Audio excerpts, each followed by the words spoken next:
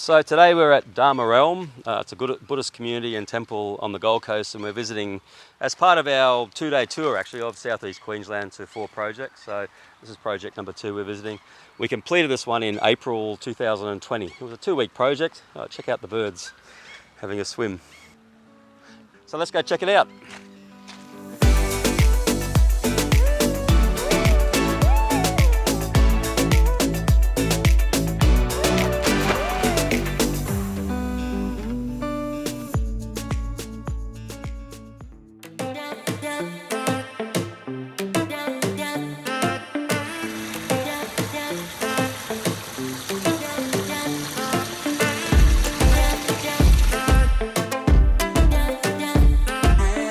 So this one was a project which was, we had an inquiry, and it was Lifu Cliff who got in touch. And we came and had a look, and it was a farm dam pretty much. What it was, I suppose, originally with the property was a dam for firefighting, which actually didn't hold water anymore, so it wasn't much useful.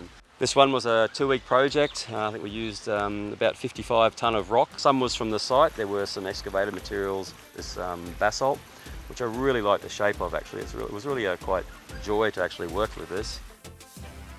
Just remember that Patrick tried to save money on the temple side and reuse a lot of our material. There's some kind of blue stone, so that is from our construction. When we dig the soil, we found those stones, and Patrick reused all of that. I mean, the brief was they wanted a stream with the pond. I like this angle looking down on it. And then a nice little just movement and noise. Now, there is a path all the way around this pond because it is used for contemplating. It's used to walk and to walking meditation, I suppose. But I did create this more sort of interesting waterfall as a start. We have our stepping stones across, and these 3 stones are actually one of my favourite setups of a waterfall.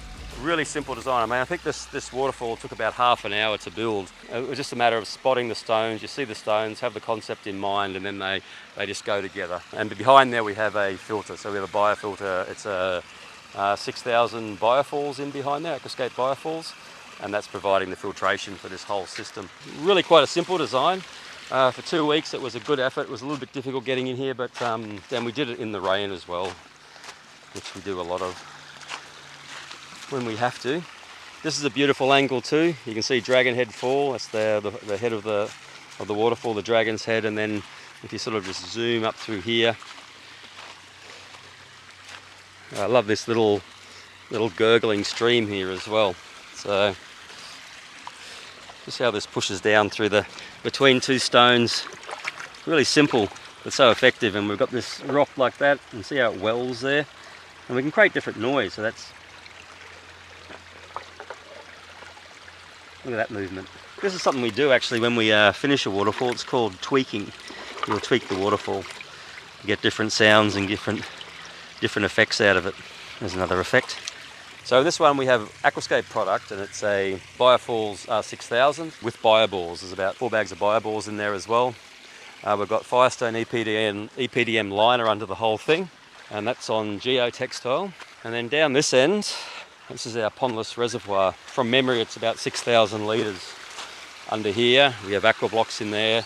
It's about 1.2 metres deep. Pondless vaults here as well. So down in here are our pumps. That's our access lid into them. So we have just 2 pumps in here, one for the jets and one for the waterfalls. So the jets are on a timer. They just come on when required. Every hour, and off for a couple of hours. I'll turn them off there now. It's gone quiet. And that'll slow that flow down too over that waterfall. We'll turn those jets off. But you can still see that waterfall from this point. In fact, this is a great spot for a bench as well. You've got that lovely slide rock with a nice little drop off into the pond, and then we have Dragon Head Falls up in the distance there. That's like the island. What would you call that? I call it a destination, but more for your eyes, that one. But yeah. Dragon Tooth. Dragon Tooth. Okay, there's Dragon Tooth Rock out in the middle there. That was important to put in there to break, and you can see how that breaks up the surface a little bit. If you didn't have that, it'd still be very beautiful, but it just adds that little bit of a disruption to the otherwise sort of broad expanse of the pond, doesn't it? And I hear you had some goldfish, is that right?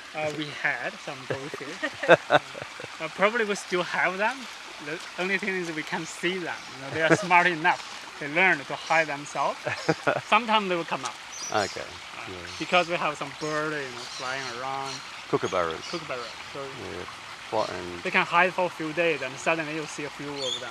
okay. So it's always good to come back and see how it's progressing, and also understand that from this you take inspiration for your next projects.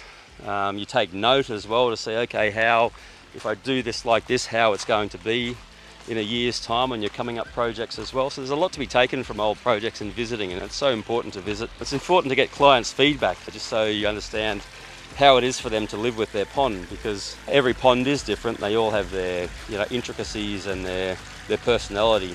So when you leave a project, it's always great anticipation that you come visit a pond again, just to see how it's going and how it's functioning, and if you've got if you've got it right.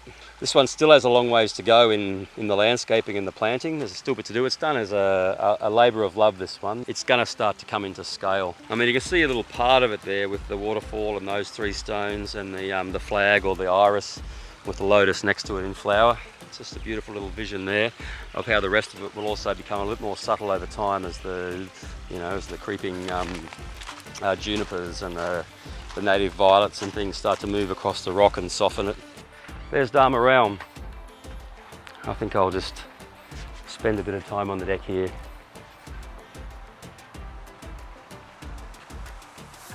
And contemplate the pond. I mean, that's kind of what they're for. I mean, there's so many things, and contemplation is a big part of a pond. I think, again, and I've said this before, you don't pull up a chair and sit and watch your pool for 2 hours, but you will do it with a pond or a recreation pond. It is something you will spend a lot of time with. Such a good thing to have around. Peace.